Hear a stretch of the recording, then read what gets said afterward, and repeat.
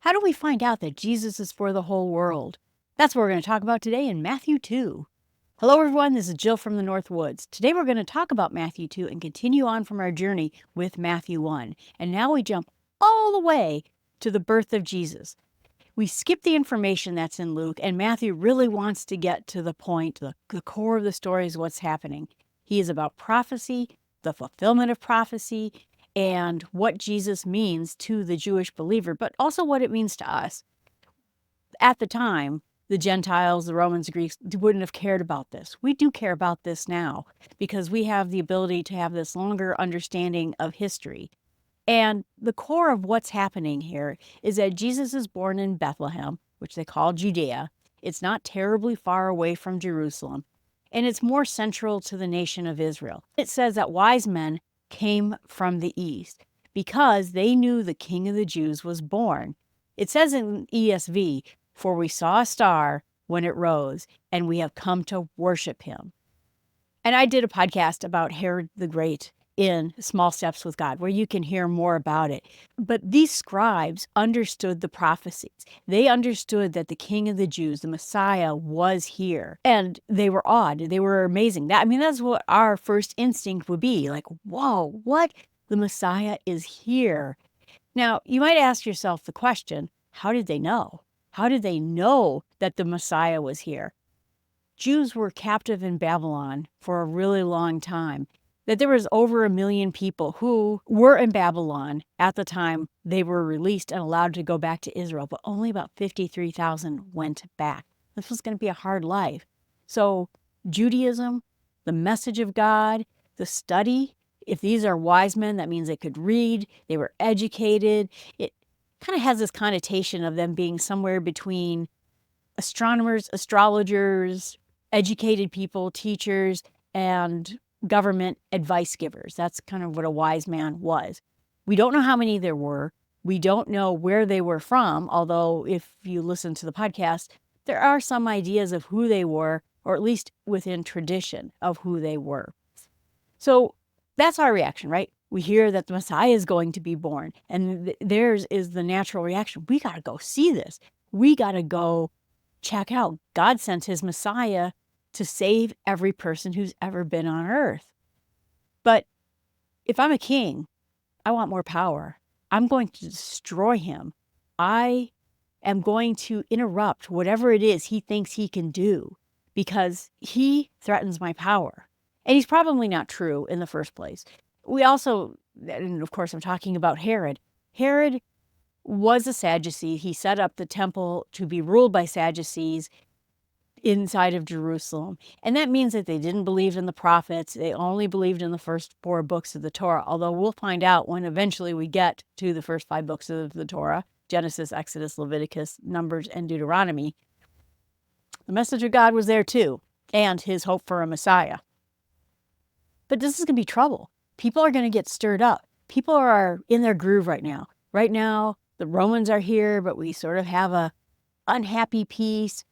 They're not crushing us except in certain circumstances. They're not doing everything that they could be doing. And Jerusalem is going to be that central power in Israel for the Jewish people. So when it comes to Jerusalem, people go there to give tribute. The educated, the leaders were there. The educated people were there. Their connection to the Roman government was there. And if this Jesus guy comes back, and we don't know what he is he going to be the kind of Messiah that kicks out these rotten Romans and maybe kicks me out too, Herod the Great? Or is he going to be someone who's going to just cause up trouble? Imagine today that if we're in Washington, D.C., and the word got out that the Messiah is about to be born, people would freak out. We have to find them. It's going to rouse people up. There's going to be fake news about it. There's going to be trouble. We have to stop this before it causes riots in the streets.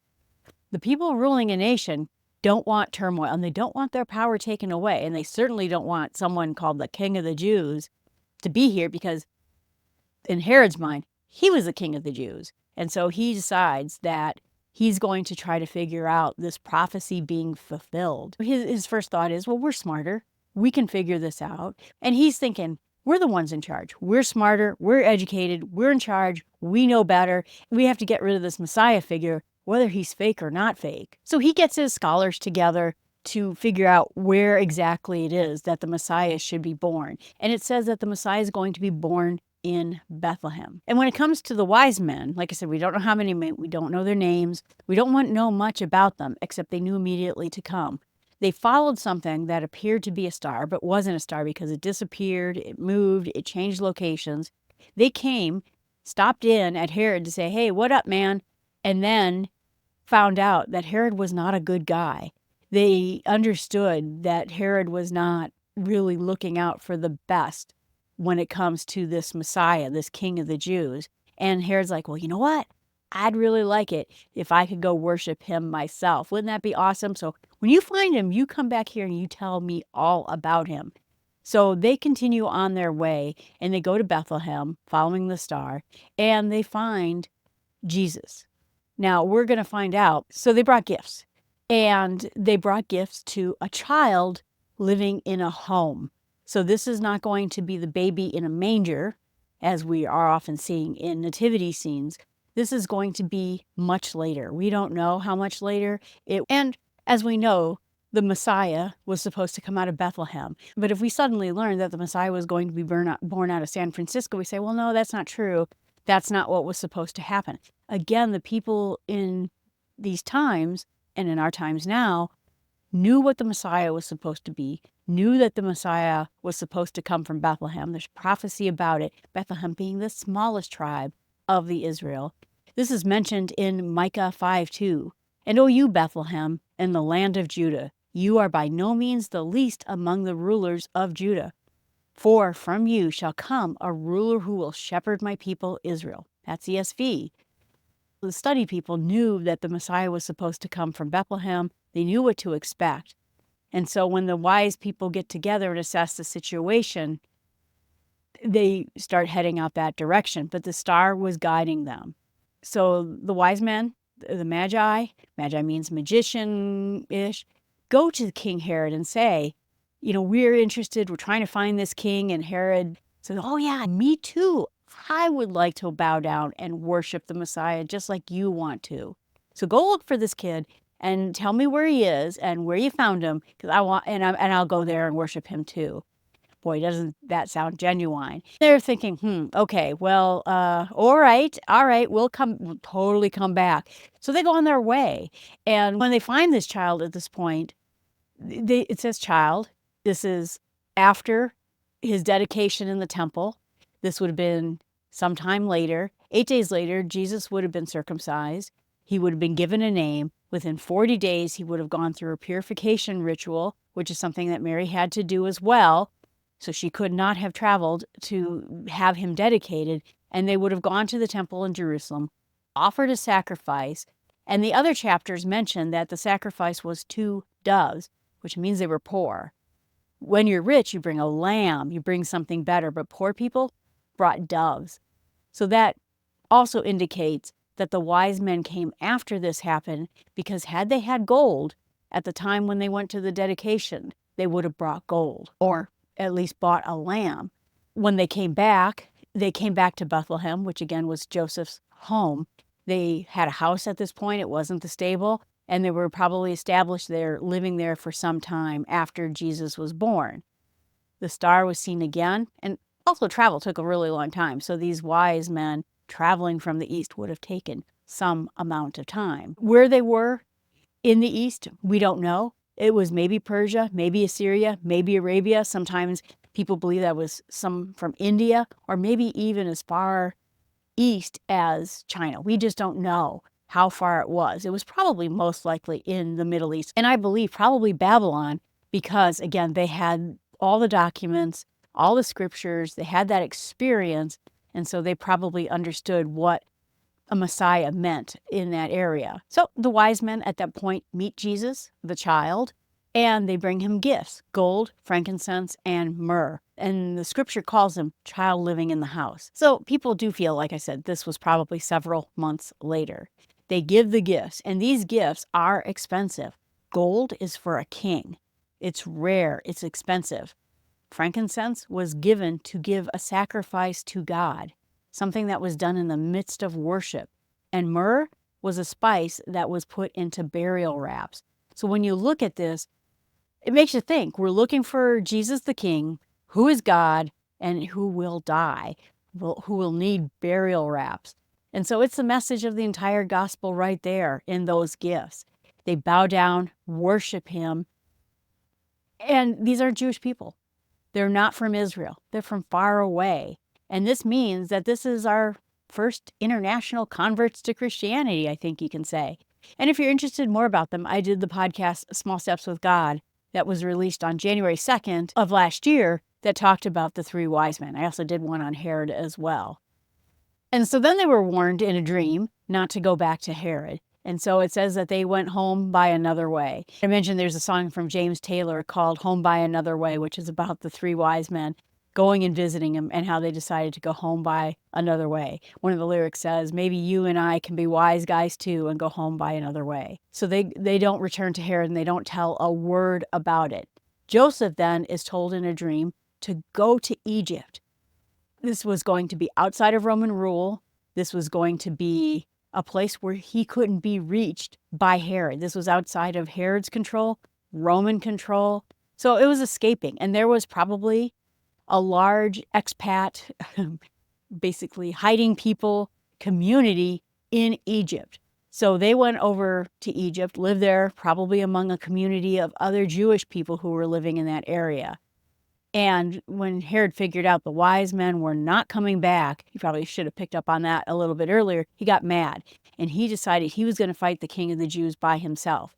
He decides that he's going to find every child under 2 inside of Bethlehem to just ensure that he can kill this child in Bethlehem. And there is some criticism of this passage because they were saying, well, if this was a big slaughter of the children of Bethlehem, wouldn't we have heard about it? Wouldn't Josephus write about it? Bethlehem was a very small town. It's estimated that if you took all the boys that were within this age range, it was maybe 10, 15 boys who were killed. And quite honestly, Herod killed lots of people. And it wouldn't have been noticed. I mean, like I said, Herod killed people all the time. This was not big news.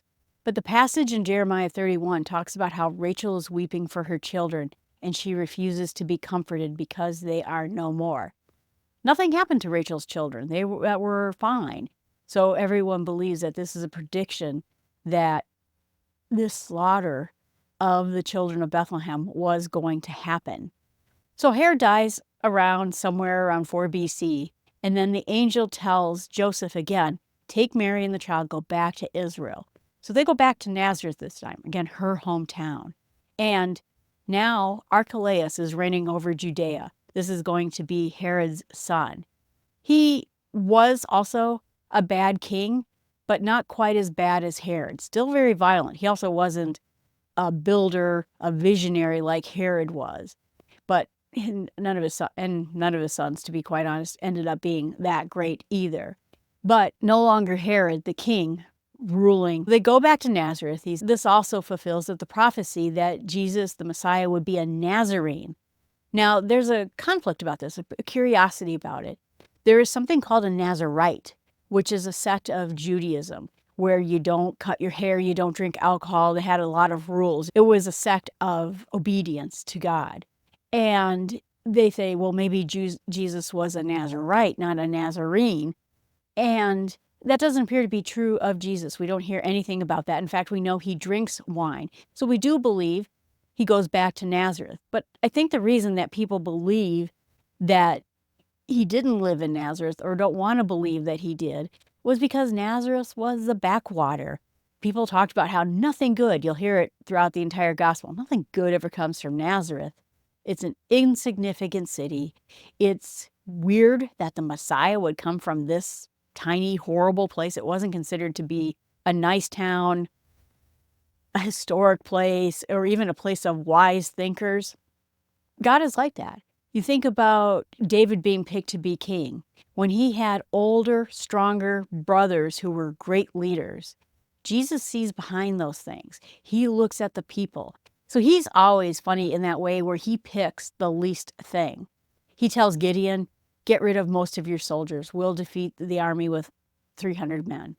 we will go to Nazareth, which is this backwater country. Look, I come from a backwater town. Nobody thinks anything good happens from there. In fact, when I tell people where I'm from, they're like, "Oh, really? You seem very educated for someone who comes from there." What? People discount places all the time, and that's what happens with Nazareth. But God sees beyond that. So when we talk about Bethlehem, it's about 6 miles south of Jerusalem. There's two Bethlehems. There's a little bit of a debate about whether it's Bethlehem or Bethlehem of Galilee. But it kind of makes sense that it was Bethlehem close to Jerusalem because they had the dedication to go back and forth. Travel from Nazareth back and forth is a little bit more dangerous. This would have been closer. It would have been someplace easy to get back and forth so you could go to the temple and do all the rites that were involved with having a new child. So my meditation about this is going to be what struck me the most is the fact that the Magi, strangers to this faith, probably not believers in Judaism, not Jewish people, took this very tough trip, brought these expensive gifts, and bowed down to Jesus the Messiah. Even people in strange lands, far distances, understood the importance of what Jesus was going to become. This was not about a Messiah that was going to be just for the Jewish people, but instead this was going to be a message for everyone. The message of Christmas and the message of Easter is that everyone should bow down, believe in Jesus Christ, no matter where you're from, no matter what your circumstances are, from the lowliest shepherds to the highest Magi's. That's who God is for, everybody. What I'm going to pray about is that I always see how power doesn't like to be disrupted. It means that you take them less seriously. They have other plans. They have other ulterior motives. And so they have what they want to do. They don't want faith in Jesus Christ to get in their way, but we always have to keep our eye on the Messiah, keep our eye on Jesus and this message of Christmas and eventually Easter, that every knee shall bow. And what I'm going to share with others is the fact that this message is for everybody, is for the whole world. It is for Jew, Gentile, people from the Far East, people from the Far West, people in Israel, people outside of Israel. Everybody should be a part of this message. I hope that they know that everyone was included in God's plan. Everyone, thanks so much. I appreciate you listening to Matthew 2. Of course, the next episode is going to be Matthew 3. You are welcome to go to the Bible in Small Steps website. That is where you're going to find everything. I'm going to have the blank template worksheet available for you so that you can fill it out as you go along. And remember that you can always email me at jill@startwithsmallsteps.com or comment right here. Please remember to subscribe and tell a friend about this. I hope you're enjoying this. Thanks so much.